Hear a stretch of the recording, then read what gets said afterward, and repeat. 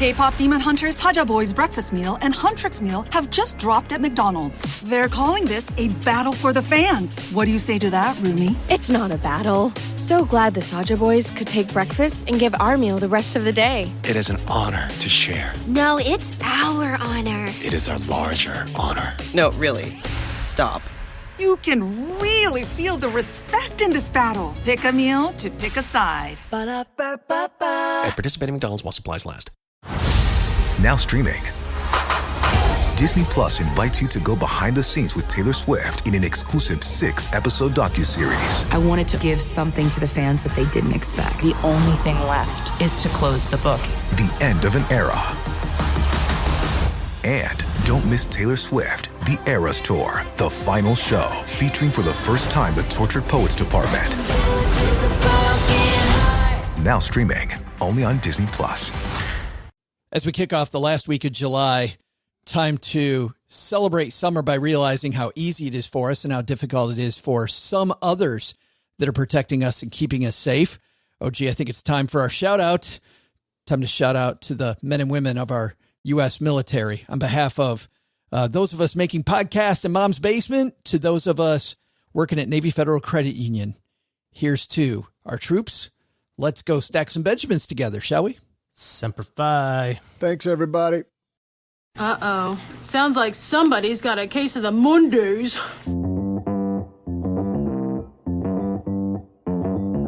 Live from Joe's Mom's Basement, it's the Stacking Benjamin Show.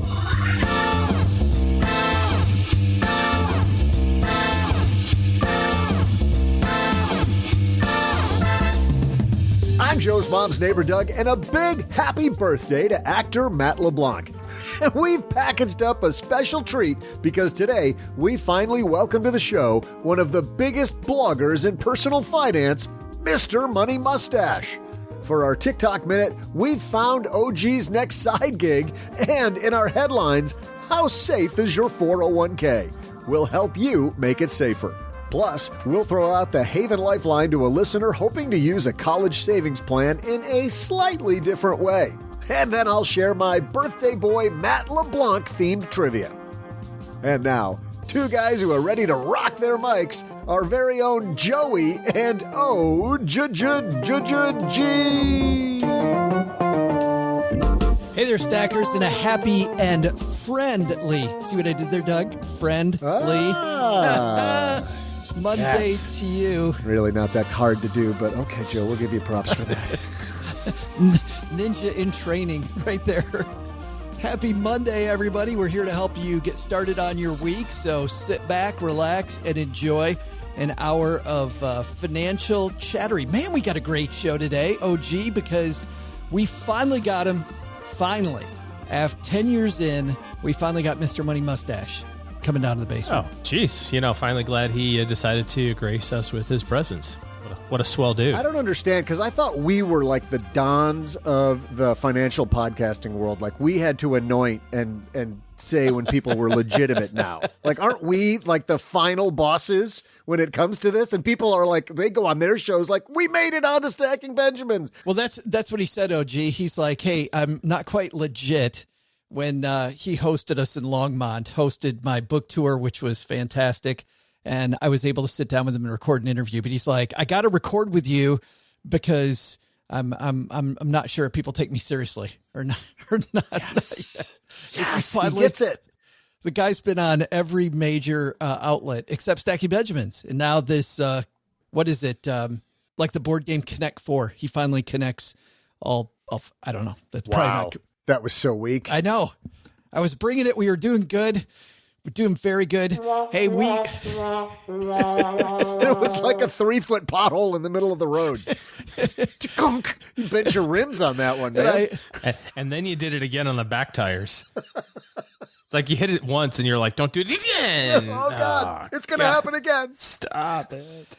Not only do we have that, we got a great headline about your 401k, maybe not as safe as you think it is, TikTok video, and so much more. But before all that, well, there's nothing that relieves stress more when you have had a long day, you are completely fried, and you're thinking to yourself, maybe I'll just go out to dinner. But then you think about all those calories, all that money out of your wallet, and then you realize that you can eat healthy because you found Factor. Factor is ready in 2 minutes. Factor shops, preps, cooks, and delivers straight to your door, so you have more time for everything you love this spring, and you don't have to worry about eating healthy and going outside your budget because you've got the food sitting there in the fridge that you had pre-planned. What is Factor? Well, Factor has meals built around your goals, whether that's weight loss, overall nutrition, more protein, or GLP-1 support for strength and workout recovery. Check out Factor's Muscle Pro collection.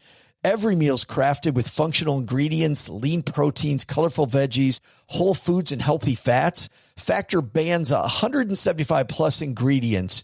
No artificial colors or sweeteners, no high fructose corn syrup, no refined seed oils, just nutrient-dense foods. It's fresh, never frozen, over 100 rotating weekly meals, including globally inspired flavors like Mediterranean and Asian, so there's always something new to look forward to. I use Factor.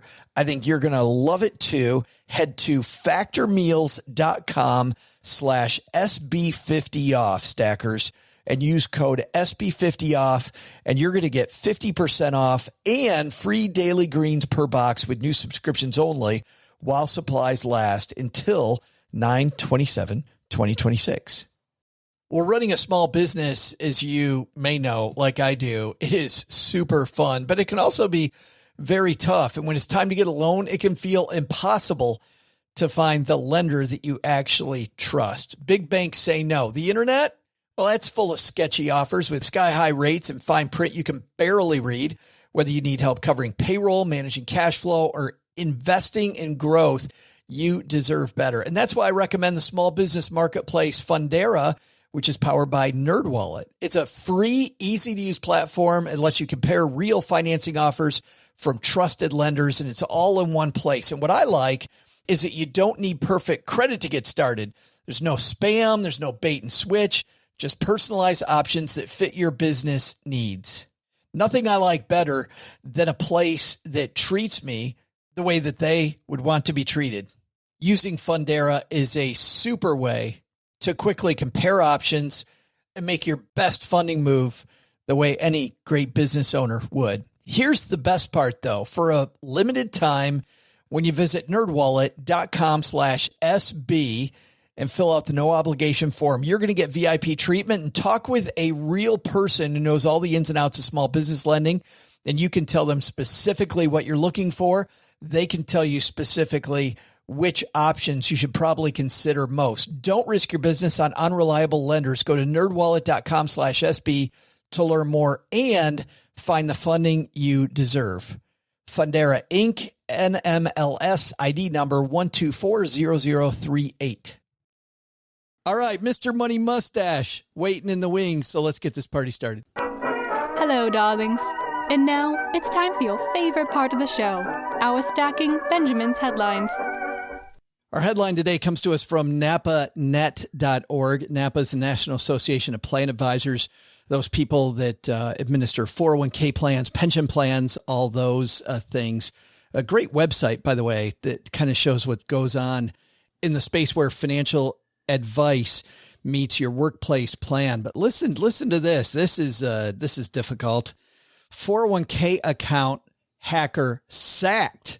A hack of a New Jersey-based employee benefit and payroll management company serves as a powerful reminder of the need to secure those online participant accounts. Maryland man just indicted on money laundering charges related to money obtained through unlawful computer intrusions that targeted a New Jersey-based employee benefit and payroll management company, according to U.S. Attorney Philip R. Sellinger.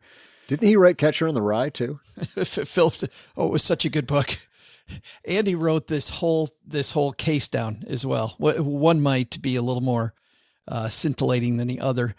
Courtesy of U.S. Justice Department, one Olandapo Sunday Ugambai, 40 years old at Greenbelt, Maryland, has now been charged by indictment with 1 count of conspiracy to commit money laundering, 2 counts of money laundering, 2 counts of engaging in transaction of property derived from criminal activity. Oh, gee, it used to be that it was straightforward. You had a prince in Nigeria who needed funding. You had somebody who's just, walks up to grandma and asks her for money. But now we are going after your 401k. I know my spouse works in healthcare, and she and other people where she work all the time now are getting phone calls about, we're calling from the health department and we need to get into your medical records. Call in the medical people trying to get into your med stuff. It's all over the place. I think we might need to turn up the vigilance meter this summer a little bit. The vigilance? Vigilance. Like, we're turning up the volume on the vigilance people? Yeah, the vigilance people. YMCA security. Doug and I were just talking about this the other day about all the comfort and ease of use with credit card transactions and things like that. And then somebody gets your stuff and then, you got to take half a day to sync up your Spotify membership again and your Netflix membership again. And, make sure all your stuff is paid on time. It's just, so we value all of the convenience factor of being able to do that. And then to do that, we have to have a lot of information out there. And then if you have a lot of information out there, then not so fun things can happen. But if you're not using something as simple as a password manager right now, if your passwords are all, IHATEMYJOB1, and then maybe an exclamation point at the end of that, if that's your, run of the mill password for all your stuff, you are asking for trouble. There's a great website called howsecureismypassword.net, which sounds a lot like a place for hackers to get your password. Put in the name of the site and your password. We'll tell you. Please give us your password.org. What is your mother's maiden name? Correct. And then it says your password was safe until 4 seconds ago. Exactly. What was the color of your first car? That is correct. It's like all the ones on Facebook that are like, let's play a game. Kids from the 80s remember this. What was your favorite song? And it's like, oh, my favorite song was this. Oh, my favorite song was this. It's like building an algorithm. Some of your moms had weird maiden names. What was your mom's maiden name? Because these are hilarious. Your porn name is the street you grew up on and the last 4 digits of your American Express card number on the front.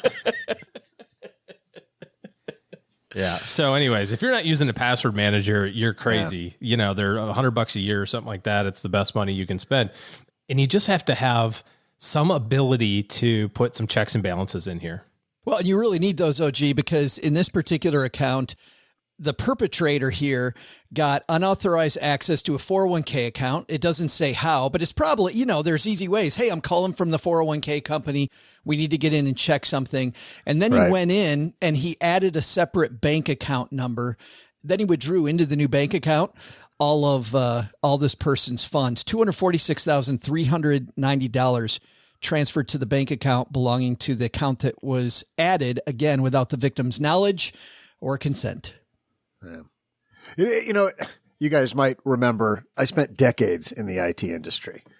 I've come across this a few times, and password management is like it's worse than the mosquito of the IT world. Back office management and help desk support is so that we spend so much time on password management for people who refuse to come up with unique, creative passwords.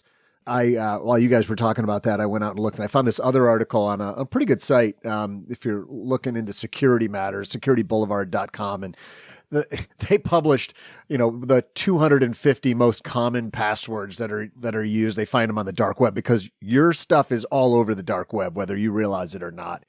Some of the 20 most common passwords, you guys have already said several of them, but what do you think the number one most common password is? Password. Nope. It's close. That's number 2. Your mom. I don't know. He's not, by the way, talking about the phrase. Doug, he's not talking about the phrase your mom. He's talking about your mom specifically. Turns out my mom has been all over the place. It's 1, 2, 3, 4, 5, 6.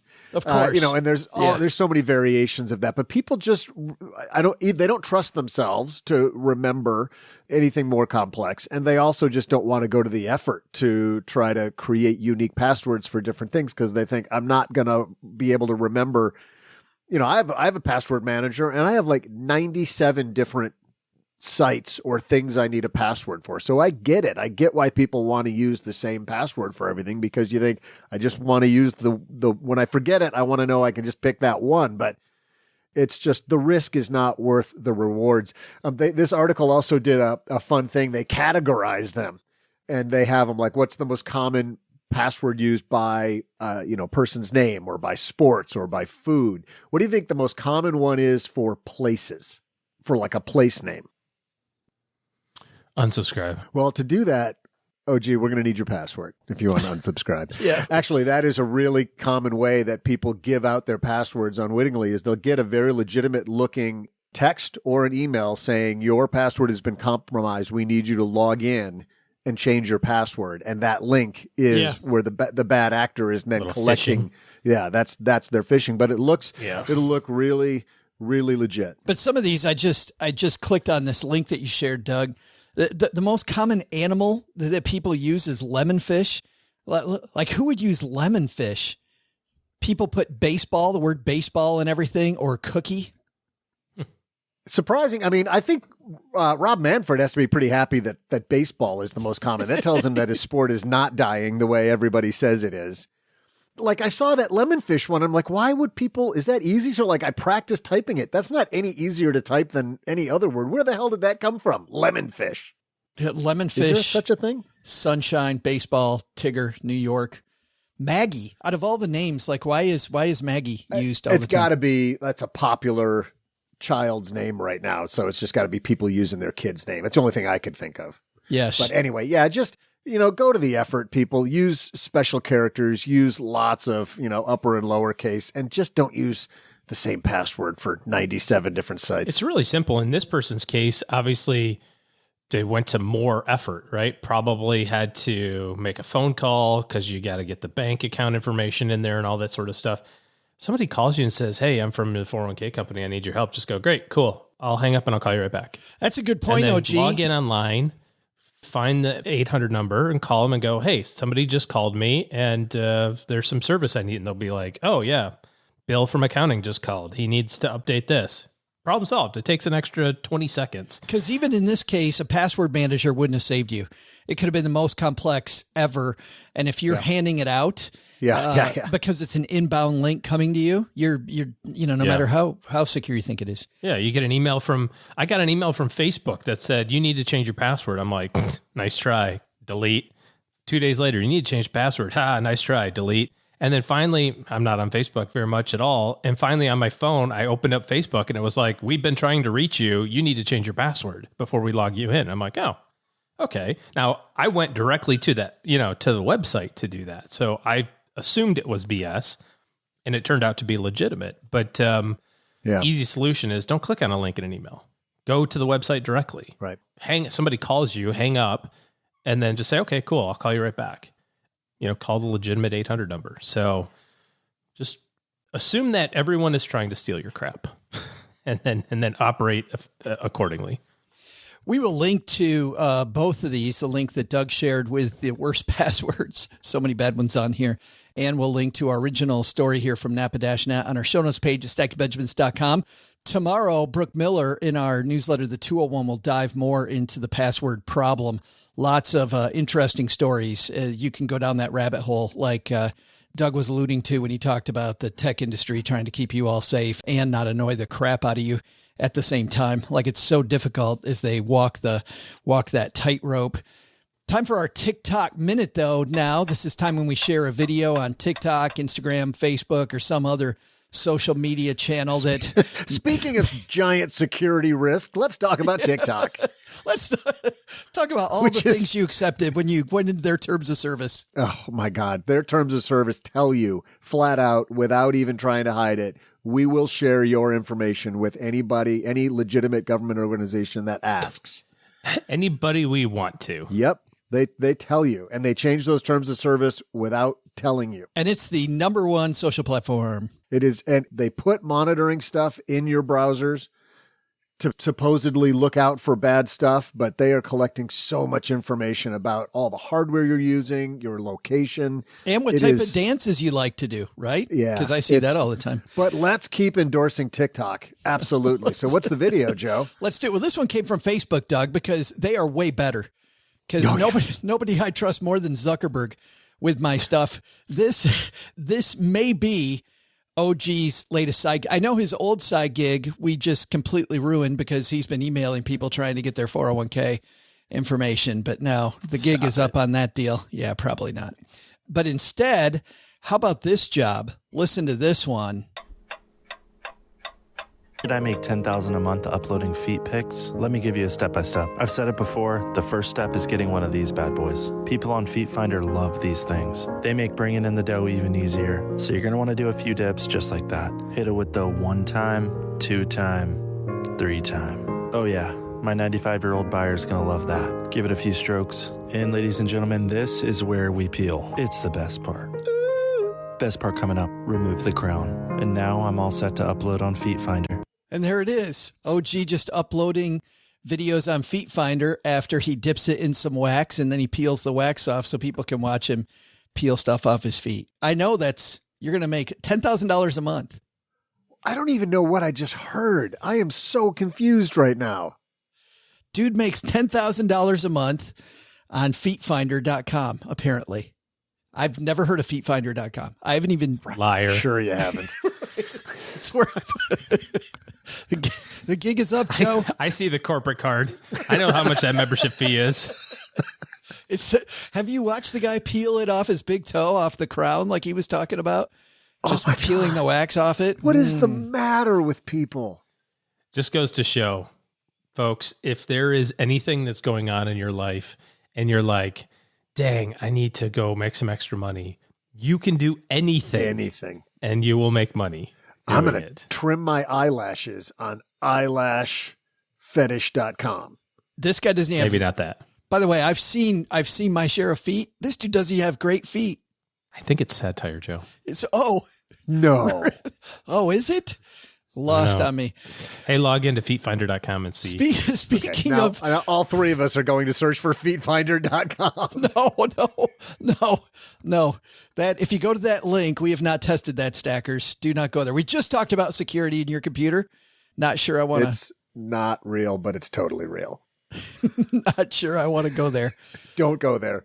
Coming up next, speaking of satire, a guy who says on the front page of his website that he accidentally started a cult.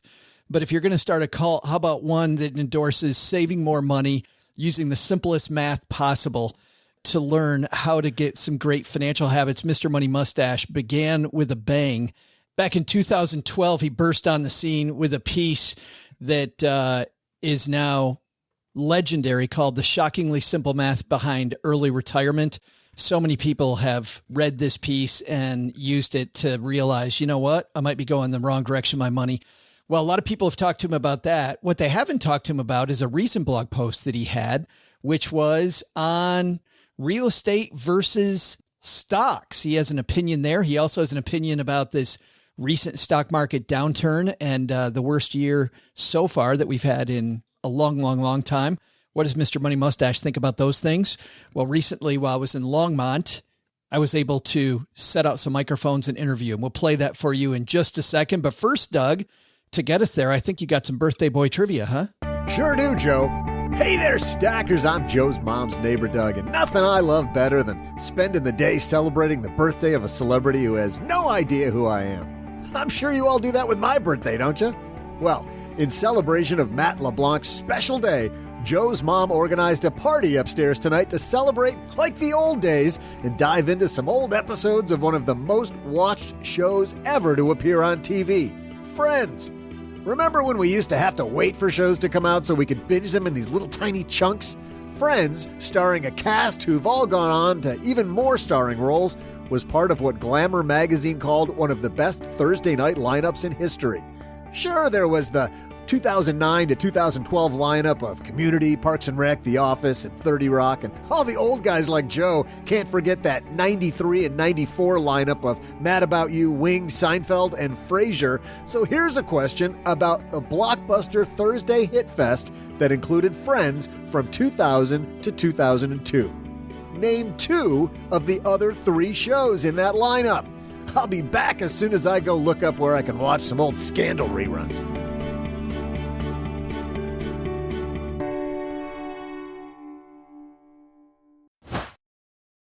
I had a breakfast mentoring meeting yesterday with a young woman who was just amazing. She is graduating from college with a degree in wealth management, and she reached out hoping for some pointers. And listen, if somebody's in Texarkana and wants to go into this beautiful field of personal finance and helping people get their money together, that is incredible. But even more incredible is how she reached out, how she was trying to network.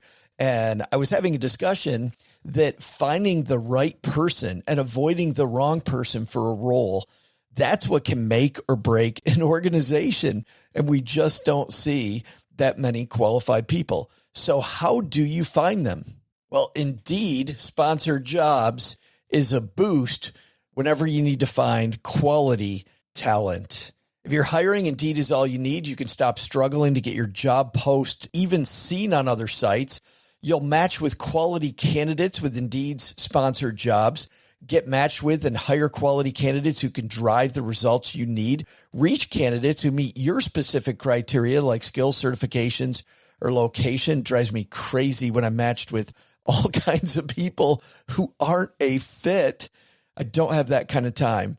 People are finding quality hires on Indeed right now. In the minute I've been talking to you, companies like yours made 27 hires on Indeed, according to Indeed data worldwide. Sponsored jobs posted directly on Indeed are 95% more likely to report a hire than non-sponsored jobs. Spend less time searching and more time actually interviewing candidates who check all the boxes. Less stress, less time, more results. When you need the right person to cut through the chaos, this is a job for Indeed sponsored job. And here's what's cool, Stackers. You're going to get $75 in sponsored job credit to help get your job the premium status it deserves at Indeed.com/podcast. Just go to Indeed.com/podcast right now and support Stacking Benjamins by saying you heard about Indeed right here at Stacking Benjamins. Indeed.com/podcast. Terms and conditions apply. Hiring, do it the right way with Indeed. In business, there is no room for guesswork. Every shipment matters. Every deadline counts. And when you're trying to keep operations running smoothly, the last thing you need is uncertainty. That's why reliability is at the core of USPS Ground Advantage. From the moment your package is first scanned in, it moves through a secure nationwide network, aiding in a timely and accurate delivery. You get near real-time tracking so you can keep up with your shipments. And with affordable upfront pricing, there are no hidden fees or surprise surcharges to throw off your cost sheets. It all adds up to predictable deliveries you can depend on, because knowing your logistics are handled lets you focus on everything else, your customers, your team, and the future you're building. Visit USPS.com/Ground Advantage to start shipping with confidence. USPS Ground Advantage. We mean business.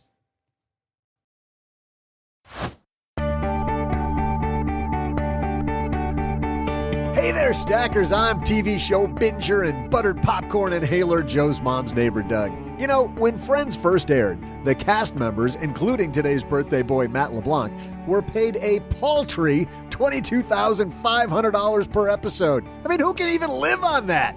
But luckily, they survived long enough that by the third season, they were reportedly bringing home a little more palpable $100,000 an episode. Thank God. They were part of an NBC lineup the network called Must See TV, which is a little bit more clever than their first attempt, which was, you should probably watch this TV. Better ring to it, huh? What other shows were in that hit lineup from 2000 to 2002? Well, Friends kicked off the evening and was followed by Will and Grace, Just Shoot Me, and ER. Did you get them all? You need to go outside more. Seriously, time for like a nice long hike. Maybe to your friend's house to go binge some more on Netflix. See ya!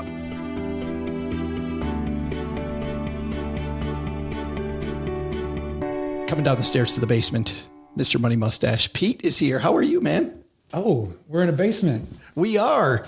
You can't tell. We're in Mom's basement. Oh, I'll play along with that. Yeah, it's nice. I'm fantastic. Thank you. And welcome to the basement of the Mr. Money Mustache headquarters as well. That's right. Yes. We are actually at Mr. Money Mustache headquarters. This is a beautiful place, by the way. Thanks. Especially in the summer. It's a little uglier when it's covered in, ice or whatever. Yeah, but still, I don't know. We moved back to Texas, and I love winter. My wife does not love winter, so moving back to Texas, great for her, good for me in the fall and the spring, but not so much in the summer. But I want to talk about that. What I'd like to do, I'd like to dive into something I've never heard you talk about, the early years of being Pete. I'm imagining that your family must have talked a little bit about money when you were growing up. Well, it wasn't one of those like sit down the kids and say, okay, children, this is how money works. It was more of a learning by example, demonstrating by example. My parents, I think they probably grew up pretty poor. So they carried on with that tradition and lived frugally even when they made a bit more money. And they were never a high income family. So that also helped me to pick up, a bit of scarcity mentality, but just enough. Yeah. Were you ever worried as a kid that you didn't have money? No, there was never a worry of like the family, going homeless or hungry. Yeah. It's just middle class. On the other hand, we always had we're the last one to get the VCR and the microwave, as I say in many interviews, just so you know, we're not in new territory yet. It's funny. I got Jordache jeans right when they went on sale, which was when they were going out of style. And then I got the record player that had the 8-track in it because it was on sale because 8 tracks were going bye-bye. Oh. So yeah, got all that good stuff. But I do want to ask you about that because, so many families talk about having conversations and involving their kids in the conversations, having them at the table, maybe even involving them in the budget. How do you feel about that kind of stuff? I think that's a great idea.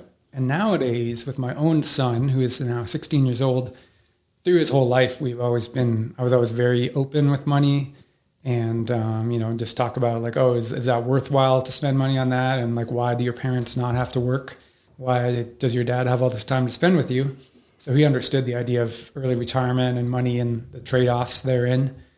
And he never had a deprived life, but it was also never a super fancy life. It's probably like upgrade from mine because I'm a bit more of a luxury lover than my parents were. And to be honest, I'm a little wealthier than my parents were too. Sure. But I think he's catching on. He's going to be pretty reasonable with money. I can tell now that he's a young adult. But it's funny because people talk about that about, spoiled rich kid. I remember going to school with some kids that got the new car, got the new stuff. And I don't think it's about the wealth that you have. I think it's more about what you value. Yeah. And a rich family could spoil their kid and a poor family could spoil a kid and vice versa.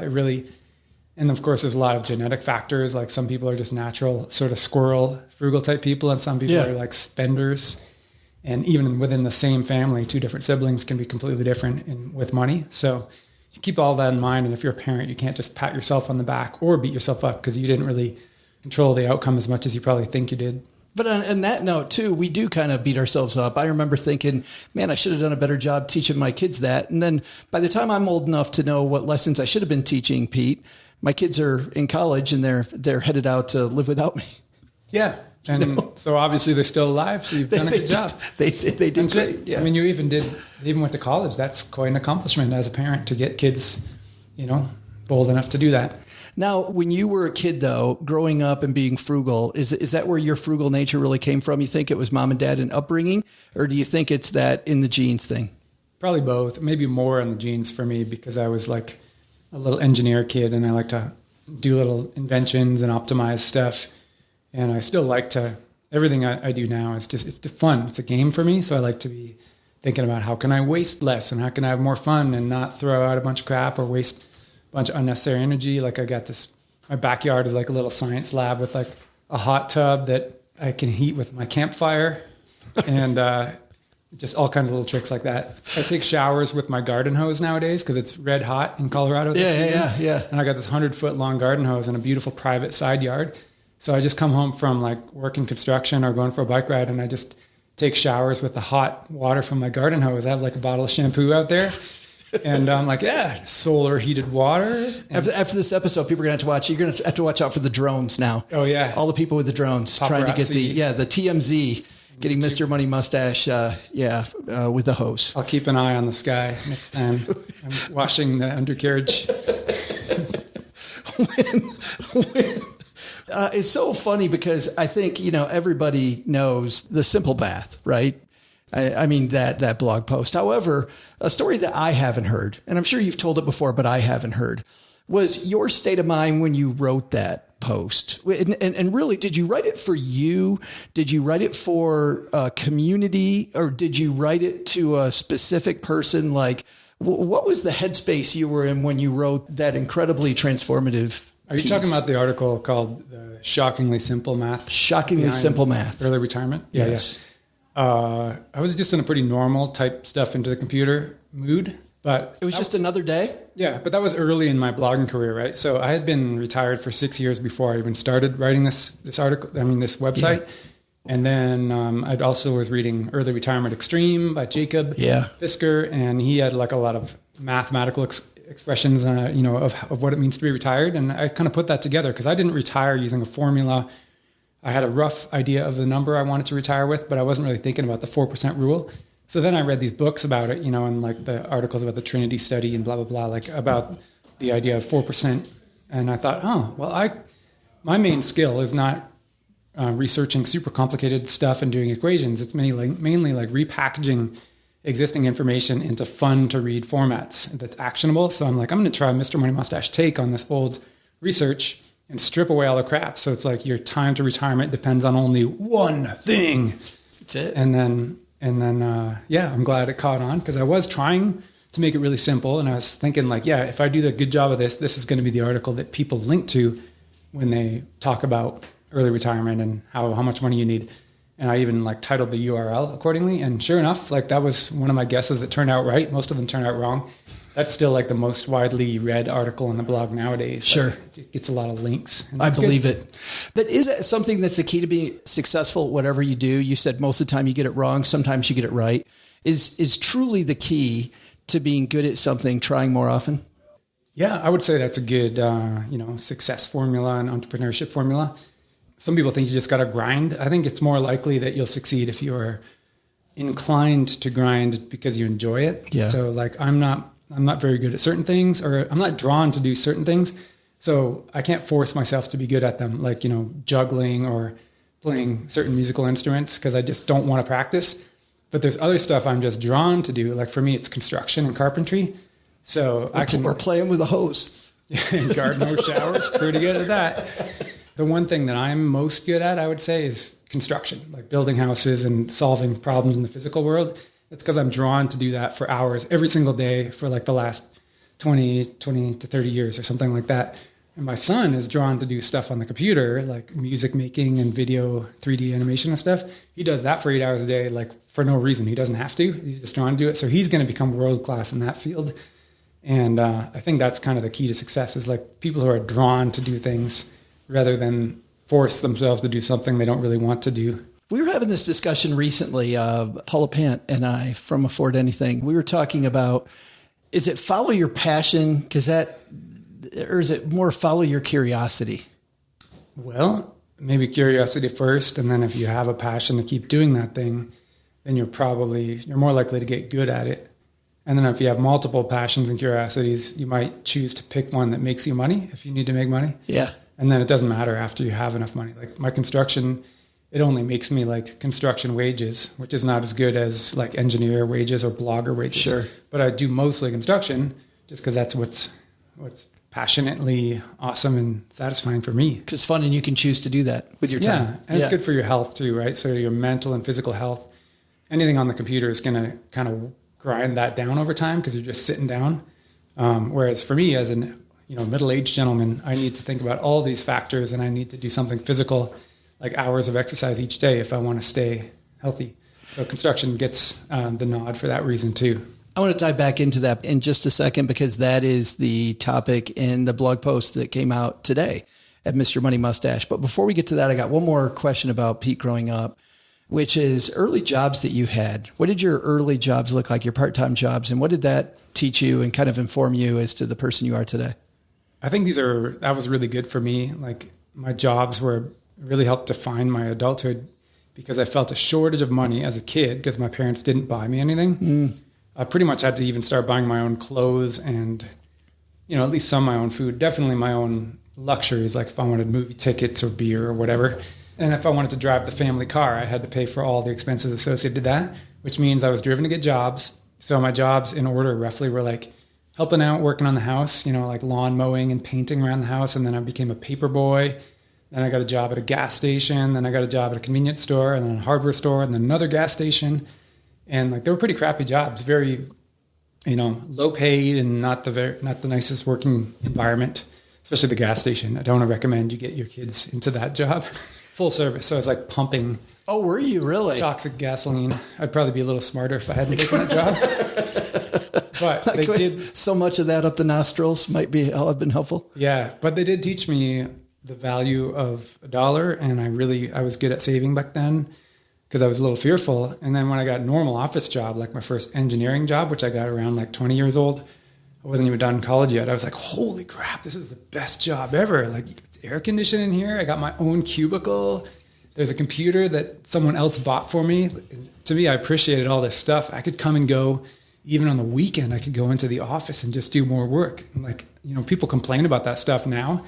And it's really because they're spoiled and pampered. They don't realize how nice office work is compared to other jobs. Isn't that funny how it's all about your perspective? Yeah. So I thought I was making a ton of money, and which resulted in me saving most of it throughout my engineering career too. And, I didn't complain because it was a pretty luxurious pastime. And then I only quit when when I felt I had enough money. I would think a lot of those low-paying jobs, too, were in some ways customer service jobs, and that must have informed you now in writing to an audience. Like even when you're pumping gas, you're playing to an audience. Huh. That's a novel perspective, Joe. I never thought of it that way. Yeah, especially at a convenience store, because I would have like hundreds and hundreds of customers per day. It was the most busy convenience store in this small town, and it was right next to the only liquor store in the town. So a lot of people would come and go. Get the chips to go with the thing next door? Yeah, they'd be drunk and getting mixers for their low-price vodka. Right. At the Liquor Control Board of Ontario store, because this is in Canada. So, it was a good social job, good practice for a young, shy gentleman to like learn to talk to people.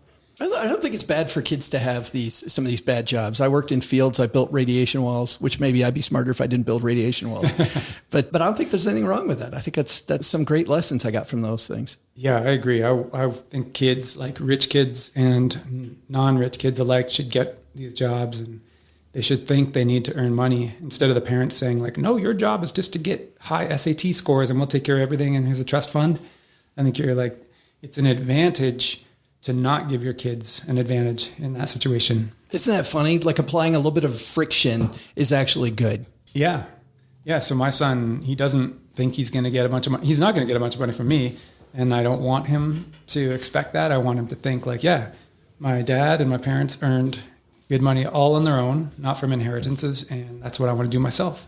I want to ask you a couple questions about the latest couple blog posts that you have, because the stock market, the media feeding us a lot of good headlines about how worried we should be, about how horrible this is.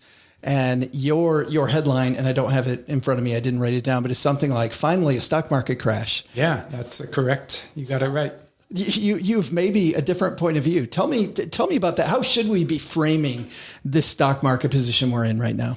Just as a normal thing that happens all the time, like every few years.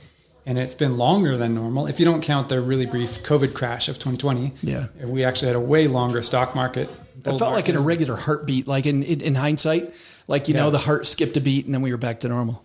Yeah. And everyone was scared at the time. I wrote a similar blog article back then about like, you did not just lose half your retirement savings.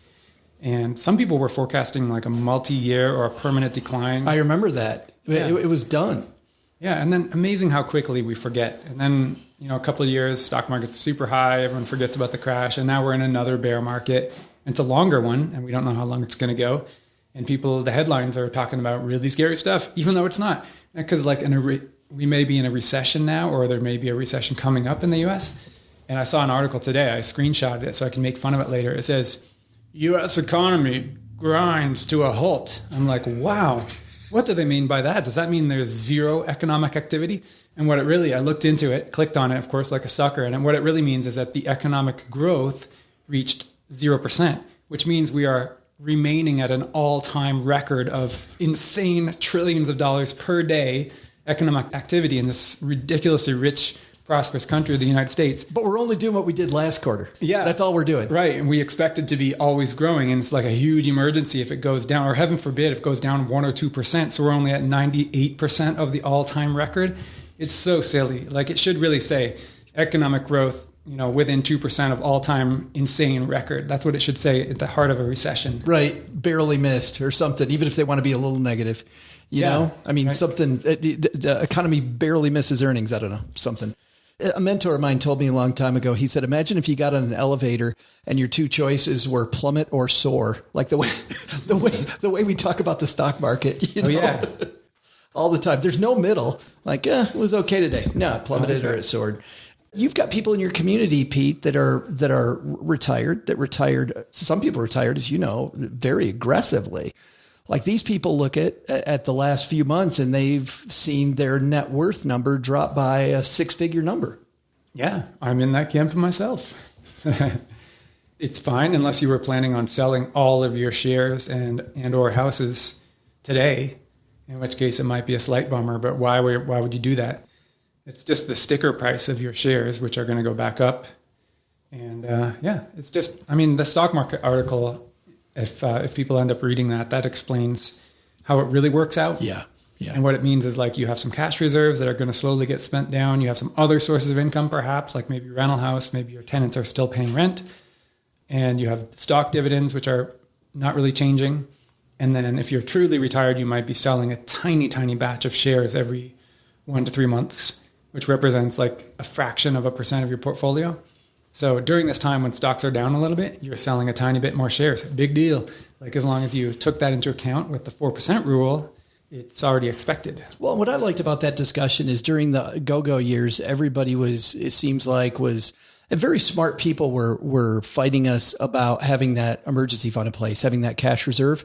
And I think now we're proving that we really want to have that cash that we can draw from when things go sideways for a little bit. Yeah, but you don't need a whole bunch because, like I said, your dividends are still they're coming in every 3 months. And rental property stuff coming in. Yep, that too. And like, a lot of people have part-time employment or like entrepreneurship employment. Like, you don't need a bunch of cash. Like, the retirement plan still works perfectly, even if you hold zero cash. Like, even if literally each day you go to the grocery store and you swipe a debit card and it sells the exact number of Vanguard shares that you need to pay for your groceries that day, that still works out. The cash buffer doesn't really do all that much because having a cash buffer costs you more in times of an appreciating market. It saves you a little bit during times of a decreasing market. But what does the stock market usually do? It usually goes up. So the less cash you hold, the better you do on average. And yeah, it's mainly a fear. It's a comfort. It's a comfort thing. It helps pad you. So I would suggest a compromise of keeping like between 3 and 12 months of your living expenses in some kind of cash. Yeah. If you want. Like, for me, that would be like, I spend like $20-something thousand a year, but I don't keep that much cash. I keep, maybe $5,000 in my checking account. We're usually at 3 to 6 months expenses. But when you do that, you don't have to buy, if you're still working, you don't have to buy short-term disability anymore because you have that covered. If you have homeowners insurance, you can raise your deductible. Your car insurance, you can raise your deductible because of the fact that now you're your own insurance policy. Yeah. I'm also not a fan of a ton of cash, but having some cash to me makes sense. I want to ask about this latest post because a guy named Aaron wrote to you and was asking this question. He works in real estate, works in construction, and he asked the question about taking his properties that he owns right now, cashing them in with real estate being high, and maybe putting them in the Vanguard Total Stock Market Index. But he asked this question that's really interesting because we get this all the time. He says something to the point of real estate is tangible. I can see it. I can feel it. I can touch it. And I've got this stock market that isn't tangible, that I can't see. And it really seems tough for me to take this tangible stuff and sell it to buy this. I don't know. He kind of phrases it like it's some mystic thing, right? Yeah, he said just numbers on a computer screen. Yeah. Yeah, really interesting question that I think you hear all the time, I would think. Yeah, a lot of people do. And there was a good comment that came in on that blog post today as well, where someone was like, yeah, it's just all funny money. It doesn't really count. Like stocks aren't real. Actually, no, someone was saying that their neighbor has that opinion. Their neighbor has that, yeah. And, I was going to say, well, that person didn't get the point of the post. Because after reading the thing, if somebody commented that, I feel bad for them. Yeah, I'd have to give them the reader comprehension grade of D. But yeah, a lot of people believe that about stock market. Other people believe housing is a scam, and other people, like I'm just trying to teach the fundamentals with that particular blog post, because you have to understand what a business is and like what is not a business. Like cryptocurrency speculation, there's no earnings behind that. You're just hoping that the price goes up, and that's a lot riskier because there's nothing to fall back on. There's never going to be dividends from your Bitcoins and stuff like that. And yet buying a stock is not mystic because there is a business behind that, just like this gentleman with his carpentry.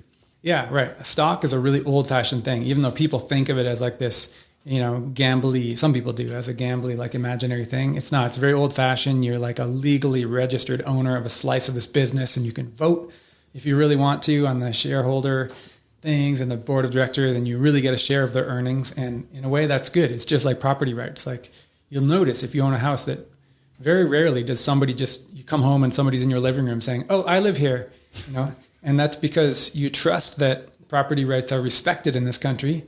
And because there's a lot of old fashioned stuff, like deeds and recording, and sure, it could be modernized, but it also works fine. And if you need to kick this person out of your living room, you can safely call the police and say, this is my house, kick this bum out of here. This like ridiculous person. And it's done. Yeah. And they really will come and kick him out. So, that's what property rights are in a nutshell. And when you own a share, it's the same thing.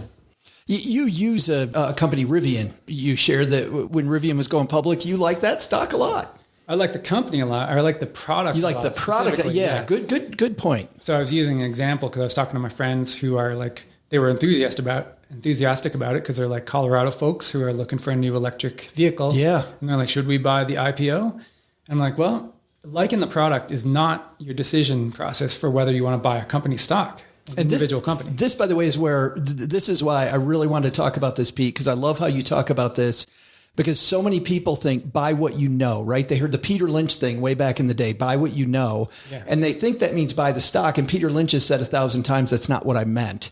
And people think if I like the product, that then you should go buy the stock.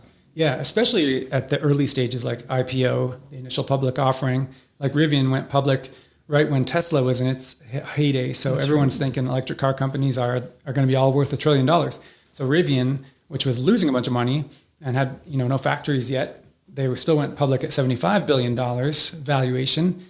And that's like more than all the major car companies in the United States, anybody except Tesla. So it's a strong bet. It's saying like, oh, is Rivian really going to become super profitable and sell like 500,000 of these expensive trucks, and have like good labor relations and no technical problems? And are they going to get the supply chain? Like, you don't know that.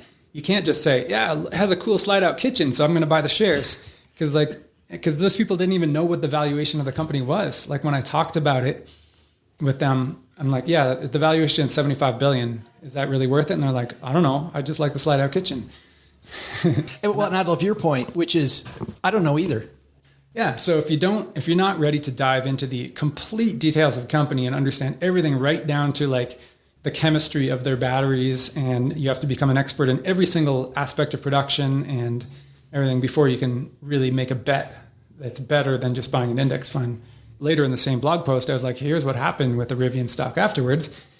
It went public at $75. It briefly spiked up to $130, and then it's down at like 29. Actually went as low as 19. Yeah. And that's because it's a gamble until the company starts proving itself with earnings. And I actually love Rivian companies. I love the founder, this nice Clark Kent guy. Yeah. He's a really, really nice gentleman. Yes. And I really hope the company succeeds and earns the high stock price. Because even now, at $30, it's still a very highly valued company. But still, did you buy any shares? No. I want to ask then, when we talk about stock market versus real estate, yeah, which way do I go? Like, what do I do? Is one better than the other? Well, real estate is so simple that you can actually understand it. You don't have to become this expert like I talked about with the Rivian. You can understand, like, what does this house cost? Do I understand the neighborhood, and how much does it rent for?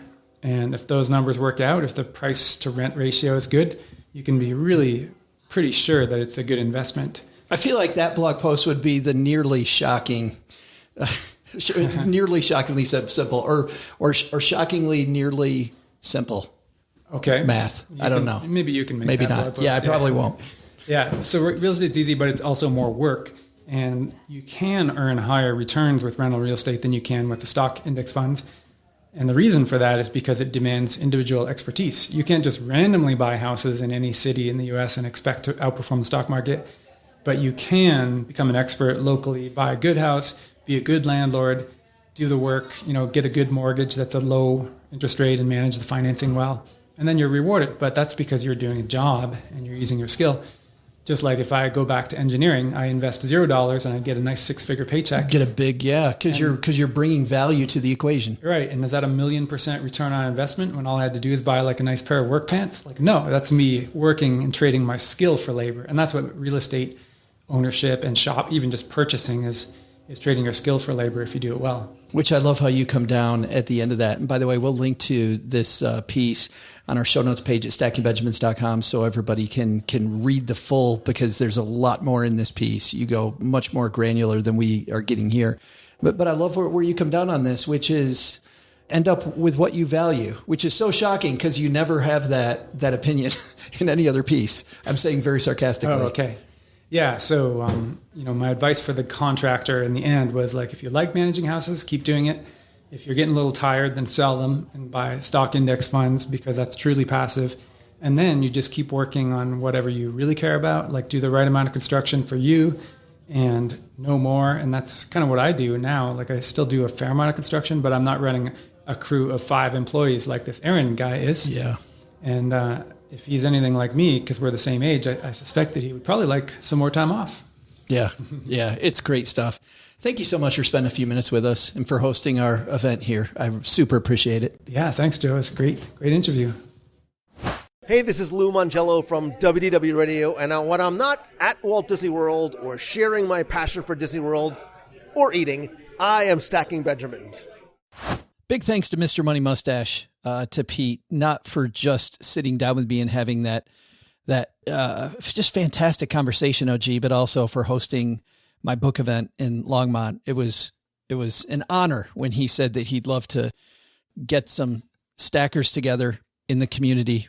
And we ended up with beautiful weather, about 45, 50 people hanging out outside as Carl Jensen and I chatted about some themes from the book. But back to this interview, number one, obviously he's singing off the same song sheet as you and IOG when it comes to stocks or real estate. Do the one that floats your boat more. You definitely need either or both. But second, I love this idea of only do the manual labor if you love it.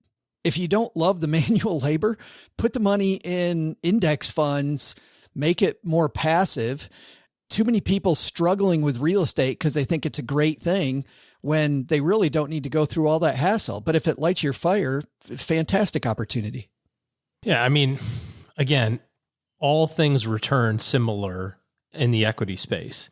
The reason that real estate works the way it does is because of the leverage factor. And if that's your ballywick, then have at it. Like, it's fine. There's plenty of people who have become...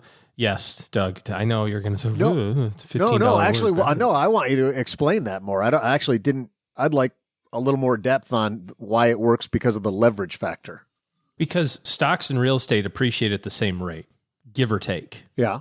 Okay. So they're all equity based. And so if you're going to have column A and column B that has the exact same appreciation, then what does it matter? It really doesn't. It's just what your preference is. The reason real estate is so attractive is because you can take $100,000 and buy $500,000 worth of real estate versus taking $100,000 to buy $100,000 worth of stock. Now, the reality is that you can, of course, leverage your stock portfolio too. Right. I was going to say. Which is really funny when you talk to real estate folks and you go, hey, so, what do you like about this so much? Like, oh, I took $100,000. I just saw an Instagram video. Grant Cardone's like, if you gave me $1 million, I'd go buy $10 million worth of property. It's like, well, you can do that in stocks too. You can call it Fidelity and say, hey, I got $1 million. You let me buy 10 million of stock. They'll be like, hell yeah, we will. At low rate of 4%. Yeah, it'll be the same thing as a mortgage, but people don't do that. And you go, why not? Oh, it's risky. Well, the largest 500 companies in the universe are more risky than one apartment building in Timbuktu. I don't know, but we don't think of it that way. So it's it really is whatever is most interesting to you and fits your persona. We own rental properties. Joe, you've owned them before. I'm not really a handy guy. I don't really want to be. I'm not interested in trying to get over there and fix the sinks when they're leaking. So I got to have people to do that. And those people start cutting into your profit margin pretty quickly. Which goes back, OG, to Pete's discussion. He loves doing carpentry and making far less per hour than he knows he could probably make doing other things. But he loves it so much that he continues to do it, but only because of the love of it, not because of the money factor. That's right. Good stuff. Thanks so much again to Pete Adeney, Mr. Money Mustache. Hey, let's throw out the Haven Lifeline and tackle some of life's most important questions. Our friends at Haven Life Insurance Agency, Doug, they put what you value first, my friend. No, I don't. The ability to putt. Can they give that to me? Can they get me a putting game? Are you missing that? You're missing the ability to putt? I'm leaving everything short. So many jokes.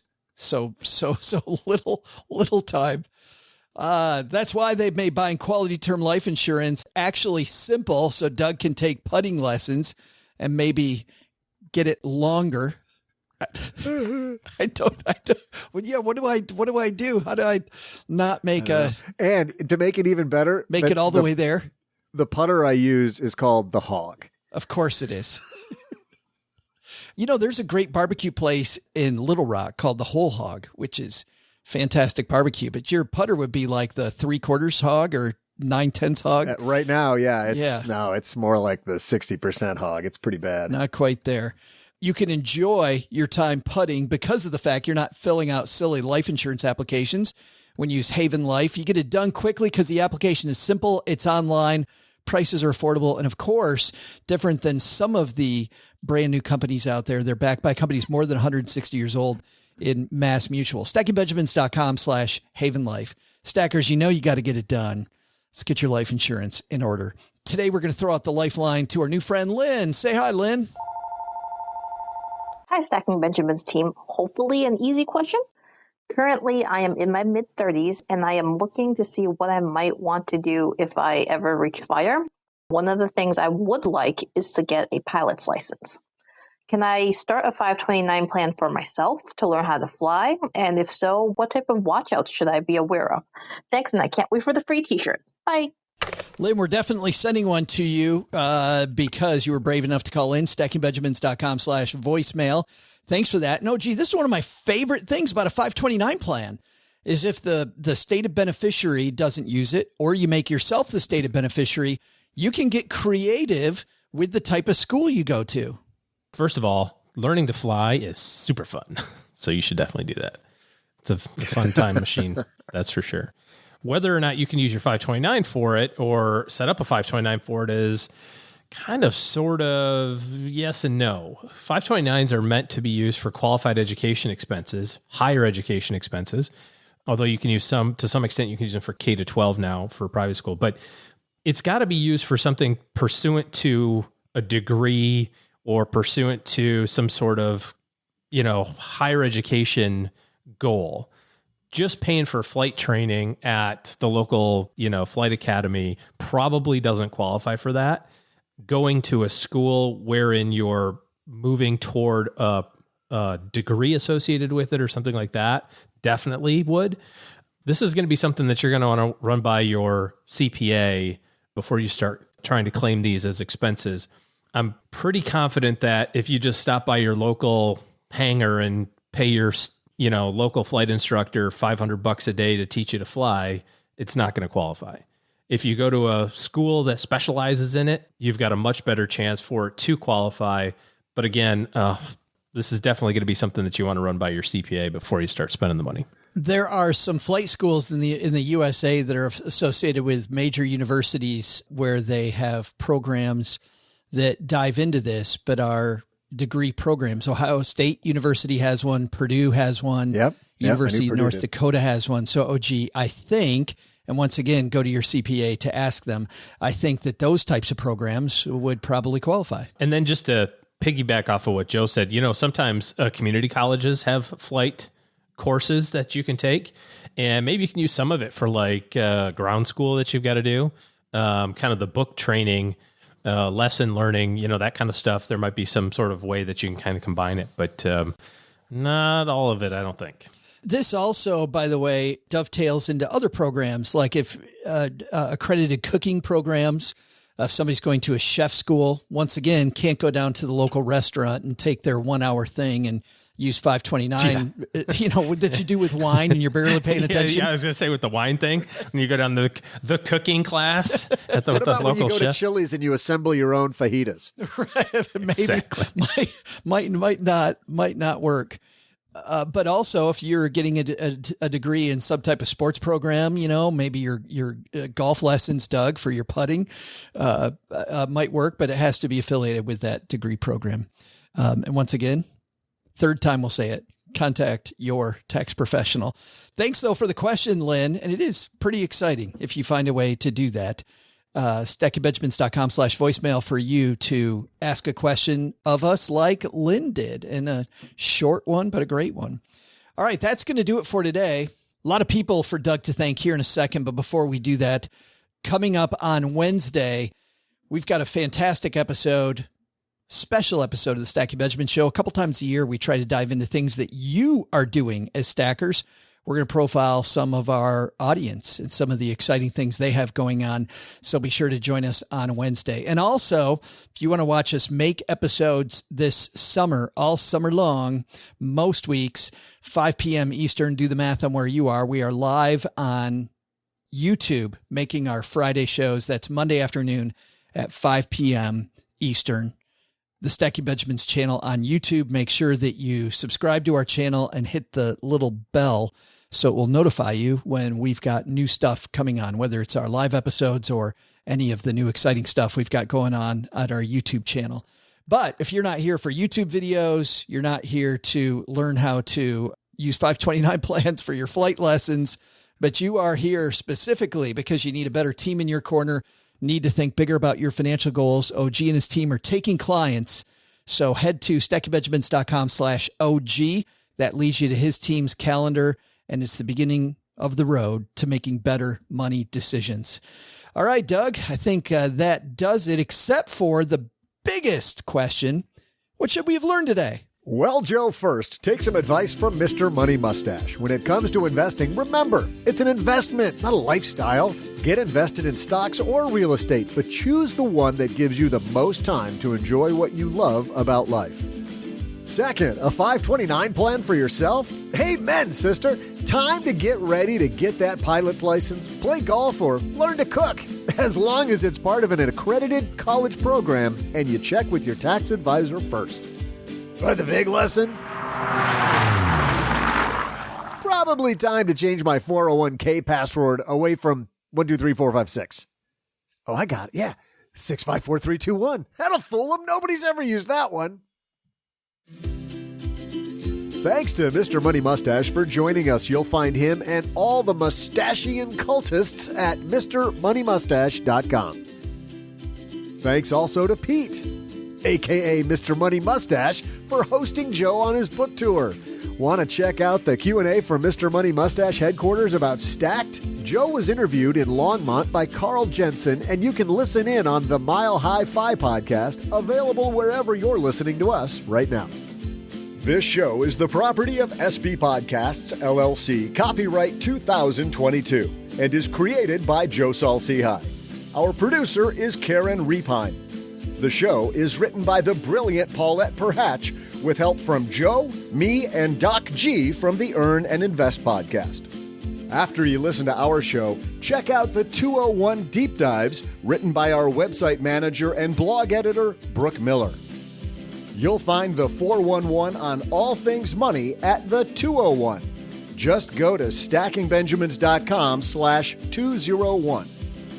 Once we bottle up all this goodness, we ship it to our engineer, the amazing Steve Stewart.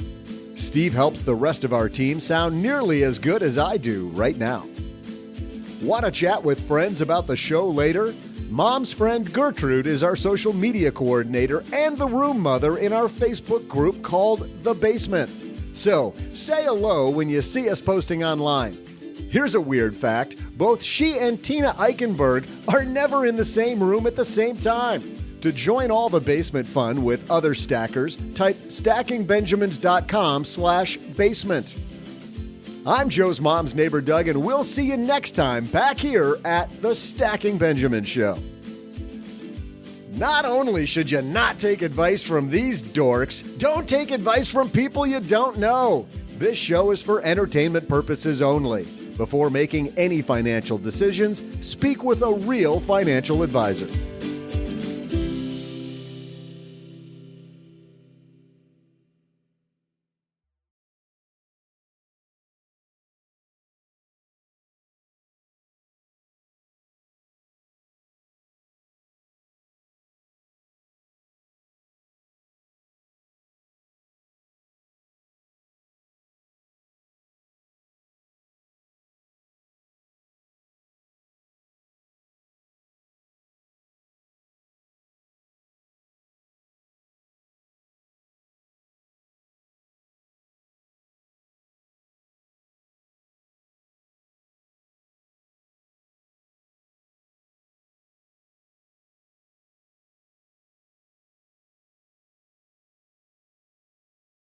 Doug, you just alerted me to a show that you said that I need to watch. Let's listen to a little trailer.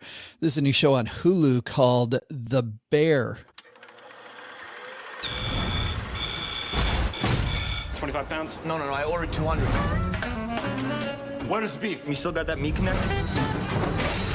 You get $12.50 for that on eBay. Boom. You cut vegetables like a Not system, baby. System. This is your brother's house. I was running it fine without you. Why didn't he leave it to you then? And it looks like it's a restaurant in Chicago. And apparently, according to that exchange, it looks like a brother must have passed away or had something happen to him and fights with the guy that was running it and the new owner, right? Which is the deceased guy's brother, I would imagine. And then lots of interactions. This is a longish trailer, but the rest of the trailer is really compelling. People want to go watch it. That's the right word to use, compelling or engaging. We tried to started a show last night that OG really, I would say now in hindsight, oversold. It was so cheesy that we were all laughing watching the television. So we had to find something else. And then I remembered, I heard this great recommendation about The Bear. What show was that? Chernobyl? We were cracking up. Maybe not.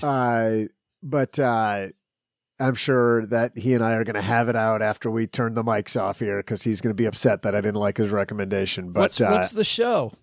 The show that we really didn't like? Yeah. Terminal List. You thought...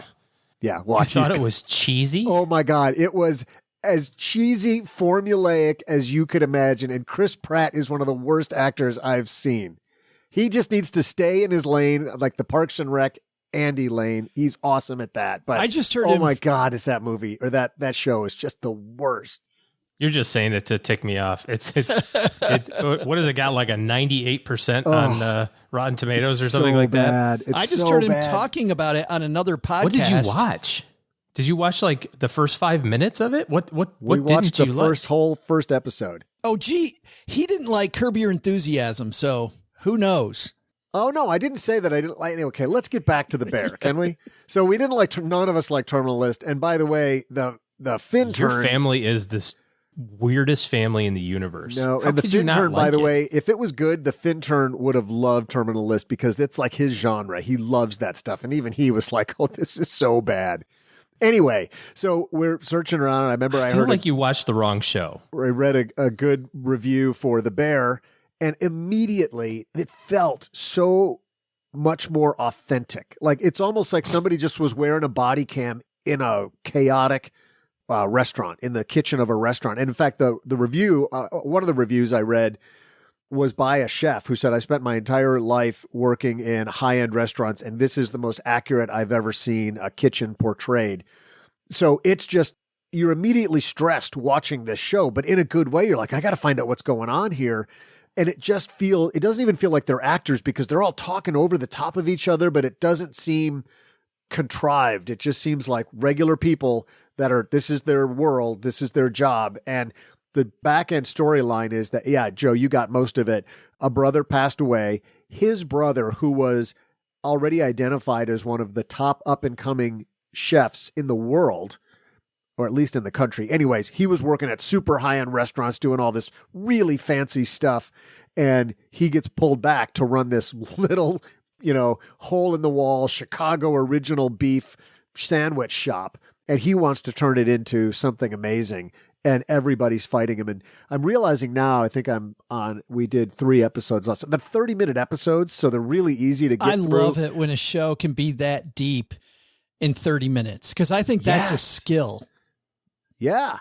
Well, and I know we spend a lot of time learning about storytelling just for the purposes of this show. And I think you touched on an important thing there because, you get an awful lot. There's so much there that we were through the first 2 episodes and Fintern said, I could do another one of those. And I'm like, how have we watched 3 hours of shows already? And realized we hadn't. We'd only spent an hour on the first 2 episodes.